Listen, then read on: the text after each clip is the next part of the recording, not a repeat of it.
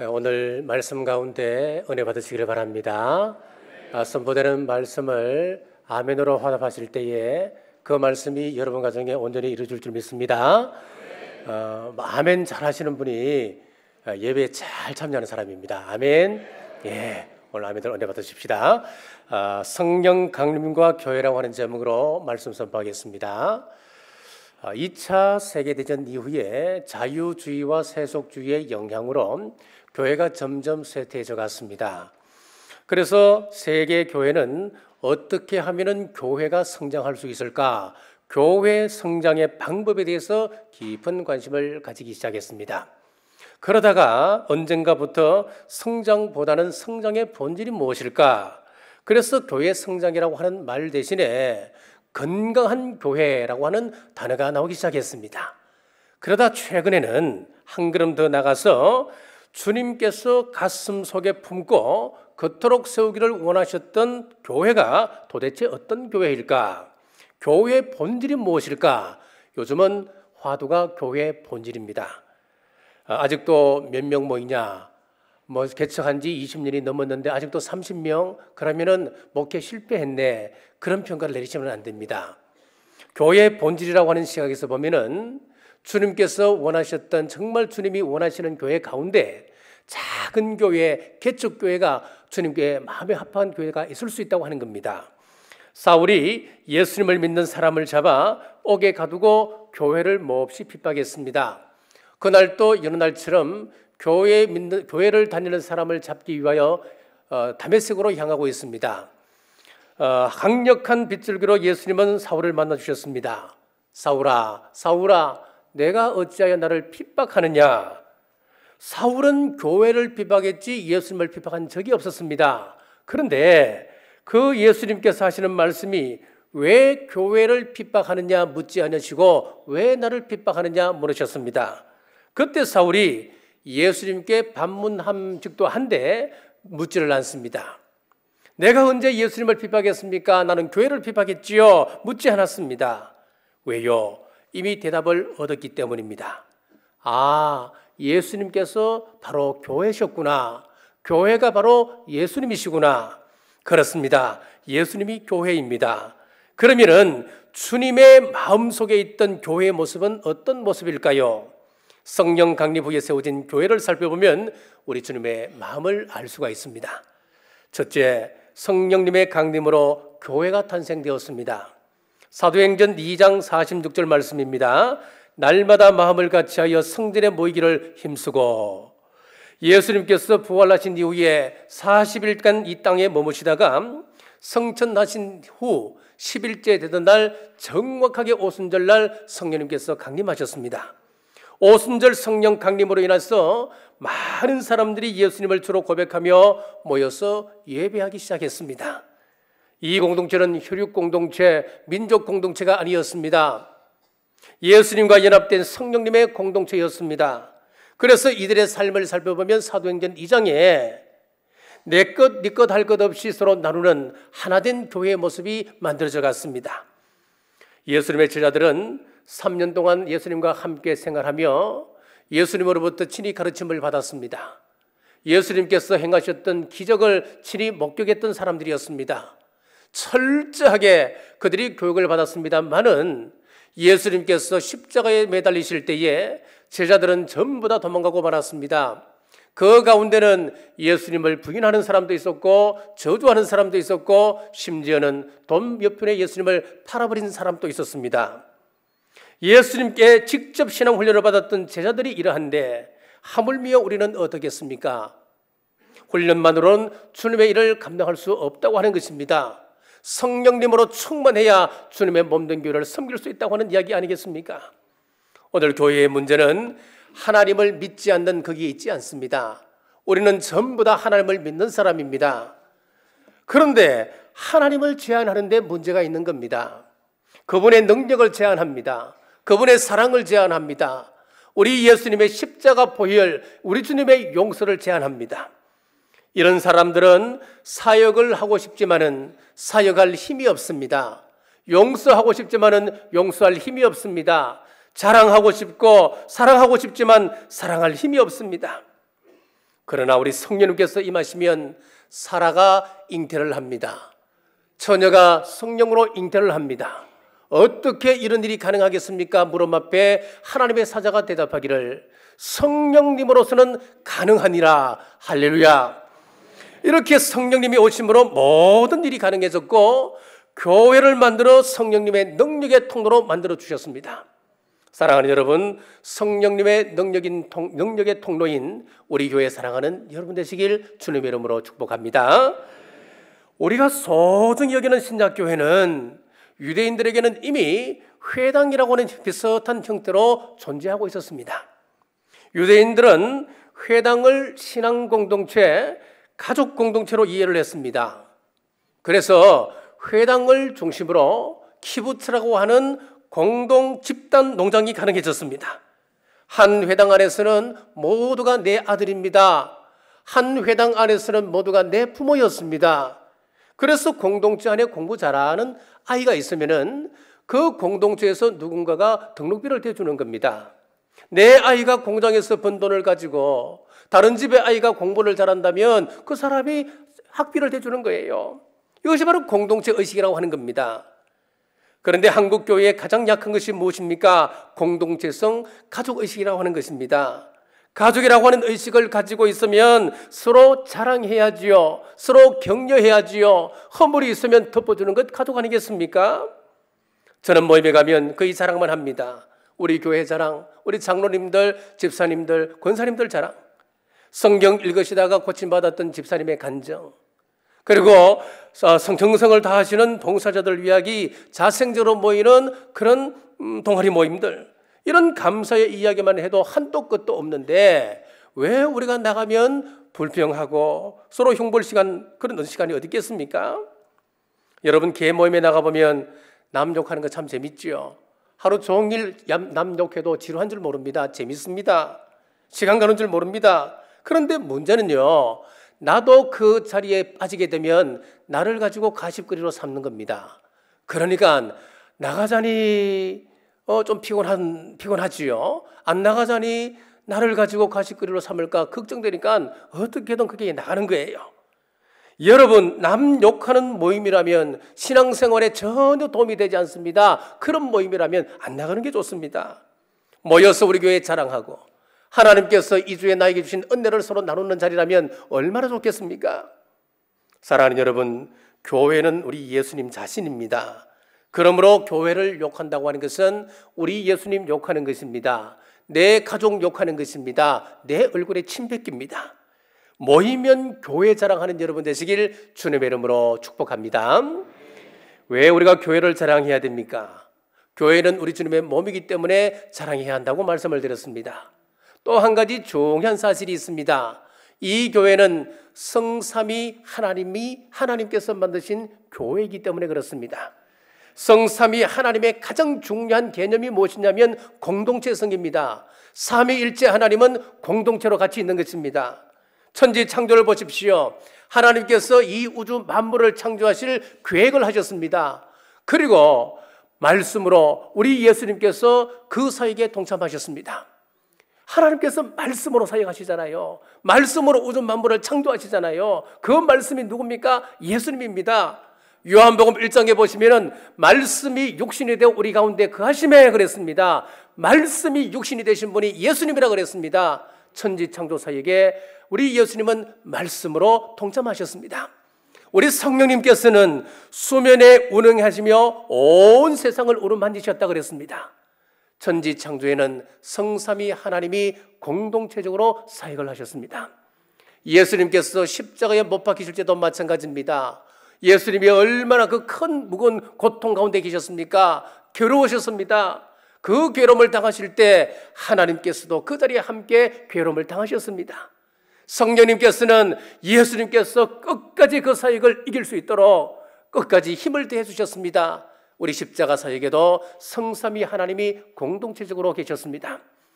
그리고 저와 여러분이 이 자리에 함께 앉아서 예배드리는 이 시간, 여러분들이 구원받았기 때문에 이 자리에 나온 것 아니겠습니까? 여러분들이 어떻게 구원받았습니까? 성삼위 하나님의 공동체 사역이었습니다. 하나님께서 여러분 한 분 한 분을 창세 전부터 예비해 두셨습니다. 예정하셨습니다. 예정하심을 따라서 우리 예수님께서 저와 여러분을 구원하기 위해 십자가에 못 박혀 보배로운 피를 흘리셨습니다.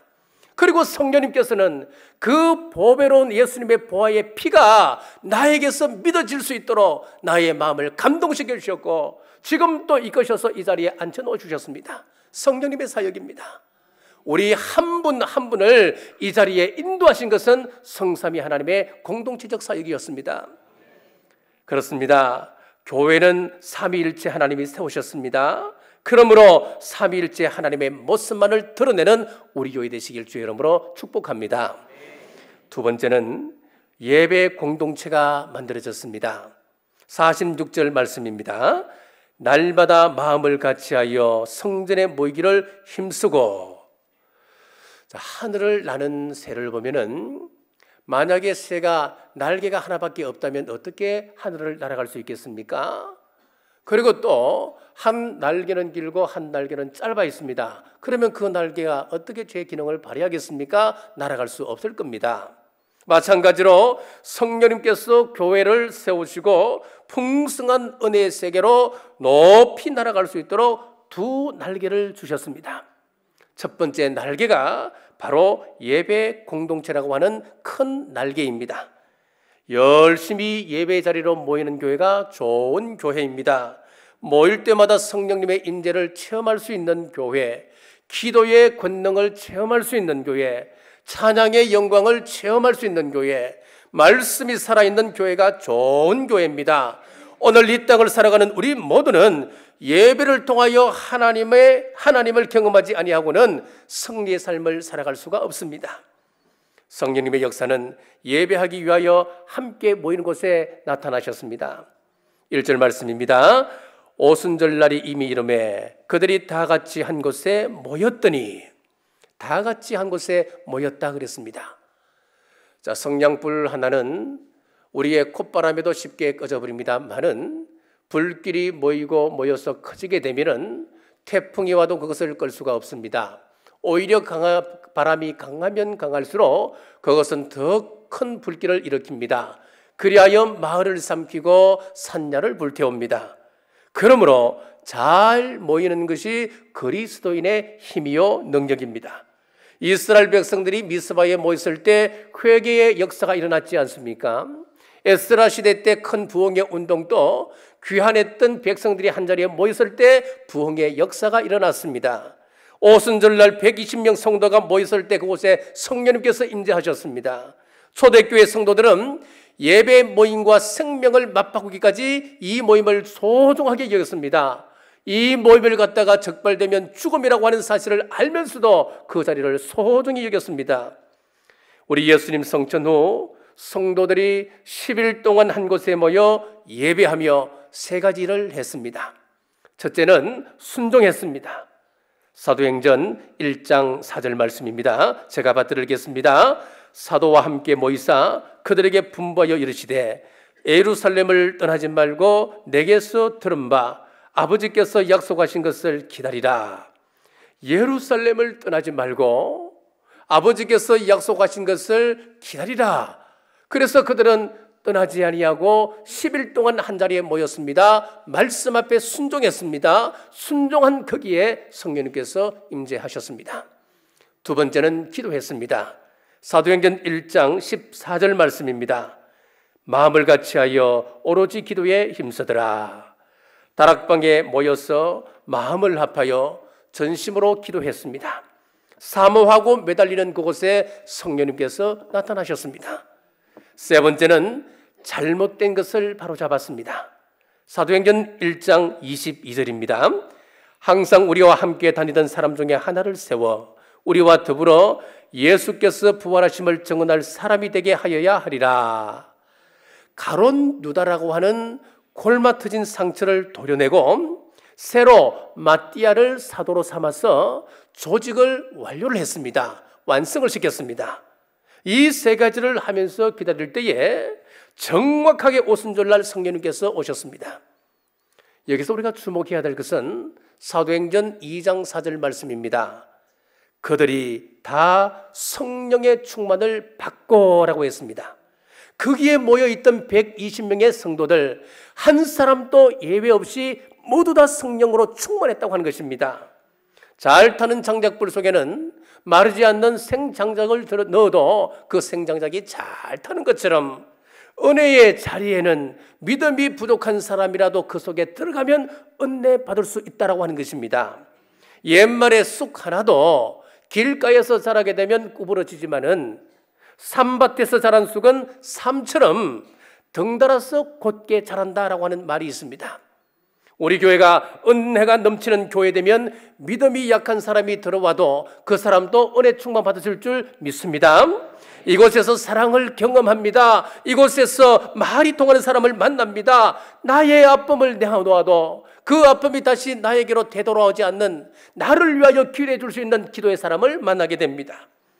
그러므로 우리 경주 남부교회 예배 공동체를 소중히 여기는 여러분 되시길 주의 이름으로 축복합니다. 세 번째는 소그룹이 만들어졌습니다. 42절 말씀 우리 함께 읽겠습니다. 42절입니다. 그들이 사도의 가르침을 받아 서로 교제하고 떡을 떼며 오로지 기도하기를 힘쓰니라. 아멘. 자, 우리의 신앙이 비상하기 위해서는 첫 번째는 예배 공동체라고 하는 큰 날개가 있어야 된다 그랬습니다. 그러면 두 번째 날개는 어떤 날개냐면 이제 흩어지면 함께 모이는 소그룹의 날개가 있어야 되는 거예요. 교회는 나를 이해해 줄 수 있는 그룹이 필요합니다. 나를 알아주는 자리가 있어야 합니다. 같은 연령대끼리 모이는 전도회가 있고 선교회가 있습니다. 같은 취미를 가진 동아리 모임이 있습니다. 은사와 열정을 따라서 모이는 사역팀이 있고 제자 훈련 등 훈련 그룹들이 있습니다. 바클레이는 1절의 말씀을 이렇게 번역을 했습니다. 먼저 제가 1절의 말씀을 읽겠습니다. 그들이 다 같이 한 곳에 모였더니 라고 하는 이 말씀을 바클레이는 그들은 모두 한 몸 한 마음이 되어 한 곳에 모였다 이렇게 해석을 했어요. 이렇게 번역을 했습니다. 단순히 공간적으로 한 곳에 모였다 그런 의미가 아니라는 거예요. 그들은 이미 한 몸이 되어 있었고 한 마음이 되어 있었다 그런 뜻이라는 거지요. 이 일을 위해서 10일간이라고 하는 시간이 필요했습니다. 왜냐하면 다락방에는 15개국에서 모였던 120명이 모여 있었거든요. 그들은 언어가 다릅니다. 습관이 다른 사람들입니다. 문화가 다른 사람들이었습니다. 모든 풍속이 다른 사람이었습니다. 그 가운데는 배운 사람도 있고 못 배운 사람도 있습니다. 유대인이 있는가 하면 이방인도 섞여 있었습니다. 온유한 사람이 있는가 하면 괴팍한 사람도 있었고 믿음이 큰 사람과 그렇지 못한 사람들, 심지어는 가족의 손에 이끌려 끌려오다시피 한 사람도 그 자리에는 있었습니다. 이들이 함께 나눈 열흘이라고 하는 그 시간은 서로의 얼굴만을 아는 그런 시간이 아니었습니다. 한 가족 한 공동체로 결속되어서 갔던 시간이었습니다. 함께 기도하며 함께 친밀감 가운데 들어가서 그들이 각자 만났던 예수님에 대해서 서로 간증을 나누었습니다. 자신들의 고통과 상처와 문제를 나누면서 이미 그곳에 교회가 이루어져 가고 있었습니다. 그렇습니다. 함께 모이는 예배 공동체라고 하는 큰 날개와 흩어져서 모이는 소그룹의 날개, 이 두 날개가 균형을 이루어야 그 교회는 건강한 교회, 우리 주님께서 원하셨던 교회 됩니다. 로마에 가면은 핍박을 피하여 무덤을 파고 지하로 들어갔던 카타콤이 있습니다. 그 카타콤에 가면은 예배 드릴 수 있는 큰 공간이 있고 각자 가정이 살 수 있는 작은 공간들이 따로 마련되어 있습니다. 무슨 이야기냐면 함께 모여 하나님 앞에 예배드렸던 공간이 있었다는 것은 함께 모여서 함께 하나님 앞에 예배의 큰 날개를 가지고 있었다고 하는 이야기입니다. 그리고 각자 가정에 돌아가서는 함께 모여 소그룹으로 나눠서 떡을 떼며 나누었던 작은 소그룹이 또 살아 있었습니다.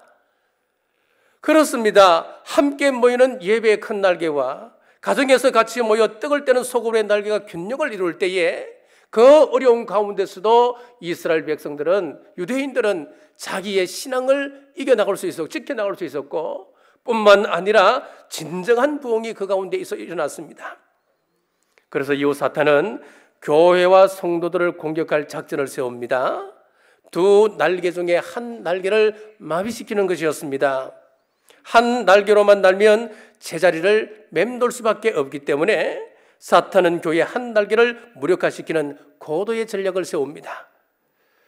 313년은 우리 기독교사에서 참으로 역사적인 날이었습니다. 그 이전까지 기독교를 박해했던 로마의 10대 황제들이 있었습니다.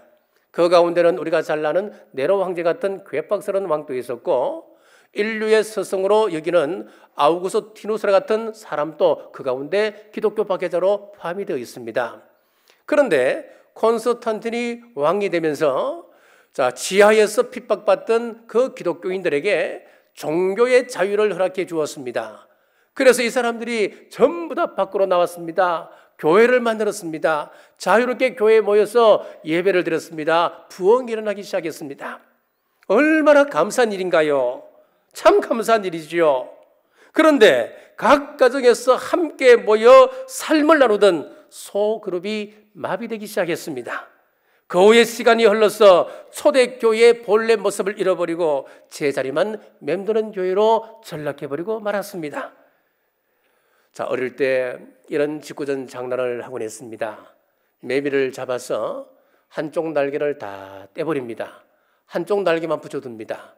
그리고 땅에 던져두면은 이 매미가 날아보려고 날개짓을 합니다. 굉장한 바람을 일으킵니다. 그게는 큰 에너지가 있는 것처럼 보입니다.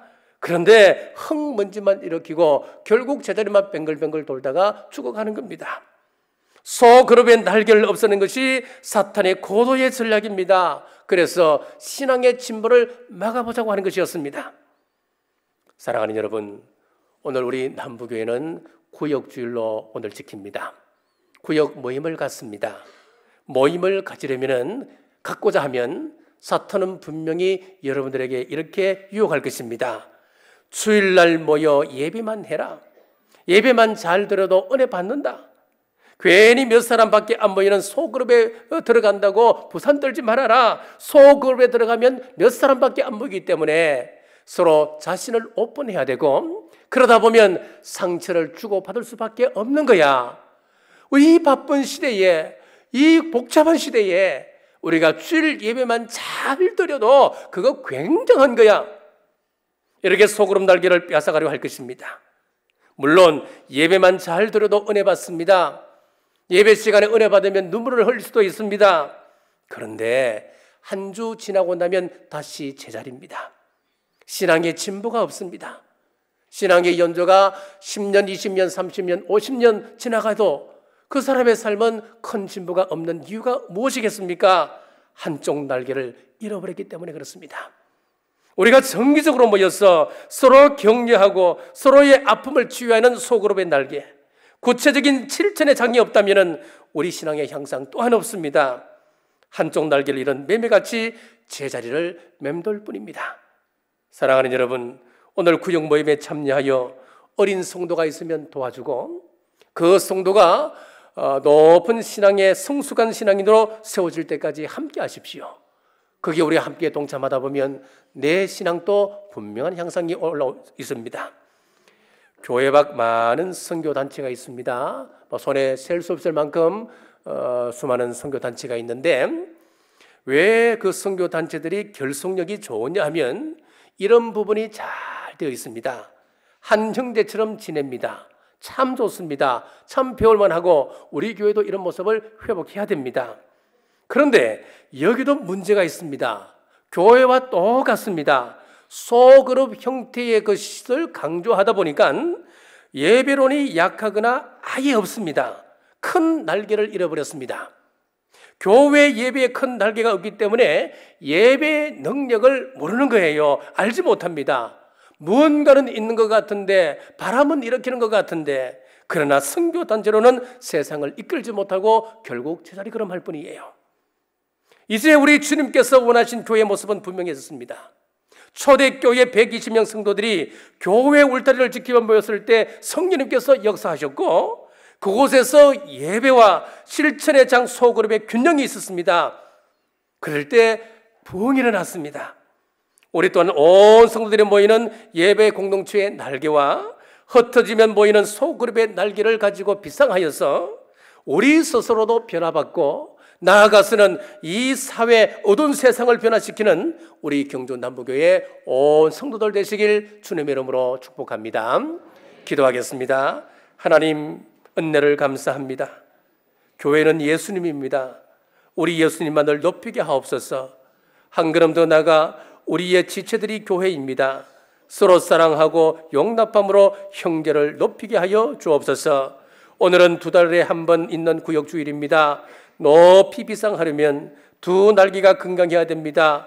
예배를 소중히 여기고 은혜 받아 내가 구체적으로 섬길 수 있는 형제를 찾아 은혜를 나누는 자리에 적극 참여해야 건강한 교회가 됩니다. 힘써 참여하여 주님께서 마음에 품으셨던 그 교회를 만들어가는 우리 교회 되게 하여 주옵소서. 다시 오실 예수님 이름으로 간절히 기도드리옵나이다.